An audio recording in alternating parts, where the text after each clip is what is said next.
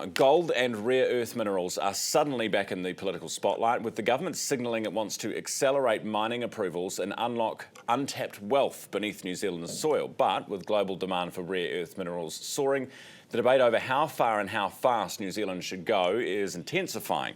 Shane Jones is the Minister for Resources with us this morning. Minister, good morning. Hi, morning folks. Good to see you. Hey, can we start with the Greens? Did you see their press release yesterday? Your thoughts?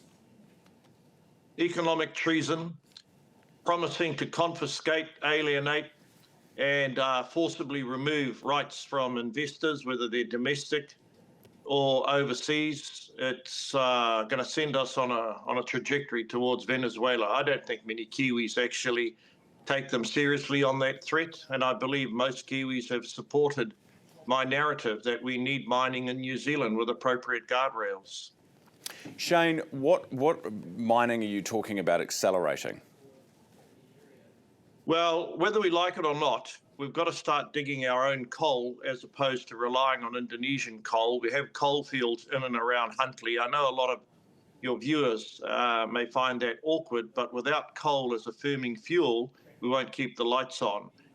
If people want to continue to explore and dig gold and find critical minerals associated with that gold in Otago and the West Coast, subject to them having the necessary permits, I say get on with it. Problem is the time it's been taking to get the permits. I mean, the gold in Otago that you're talking about, they're still not, I mean, it's been fast-tracked, but they're still not there.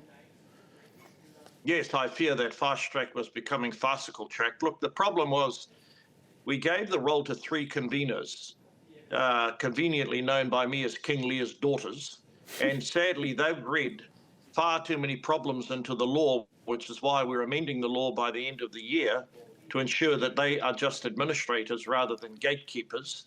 The EPA is the administrator of the law. Unfortunately, that CEO is going, and I think Kiwis are going to see a lot more acceleration through our fast track. Shane, is there a problem with the public service, just a general point? You know, you try and fast-track things and you seem to have these actors who can hold it up from within. You know, you try and do stuff with the treaty and education. You have schools who try and hold it up from within.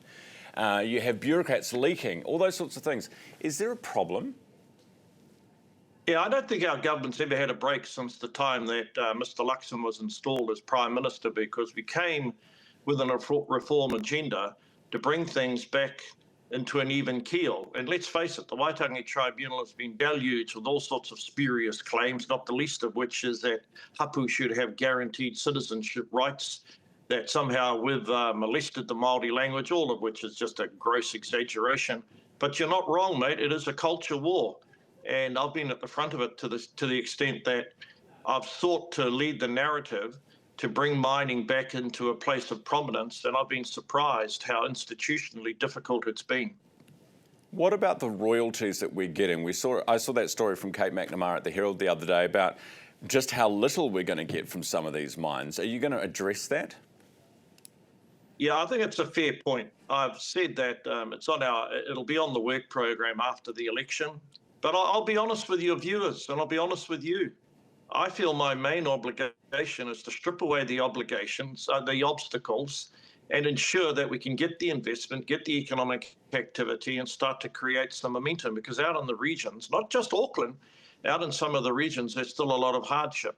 And if we are able to have another shot at governing, then a key priority is going to be a review as to what is an appropriate royalty return for the Crown. But I got to remind everyone, the Aussies over in Queensland, they went crazy, and it led to an abandonment of the entire mineral sector there for a long period of time, because they overplayed their hand and demanded too much of the royalty stream from the private sector.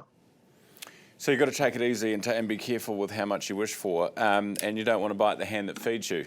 Minister, just finally, we are a year out from the election. I spoke to Nicola Willis yesterday. She said 12 months, so I'm saying November next year. Can you just tell voters this morning what your appetite is? And I know your leader has obviously the lion's share of say in this, but for a New Zealand First Labour government next year. Oh, that's above my pay grade, buddy. There's only one rangatira here in New Zealand First, and that's the Right Honourable. So I'd encourage you and your viewers to the extent they're thinking about voting, is back us. But any discussions in terms of the question that you just articulated, that's exclusively with the leader. And that's one issue that I have no desire to put my head in some sort of noose. Do you have a personal opinion? Sadly, when you're the deputy leader of New Zealand First, your personal opinions are irrelevant. But now, look, Winston's already articulated our stance, and it's exclusively up to him. All right.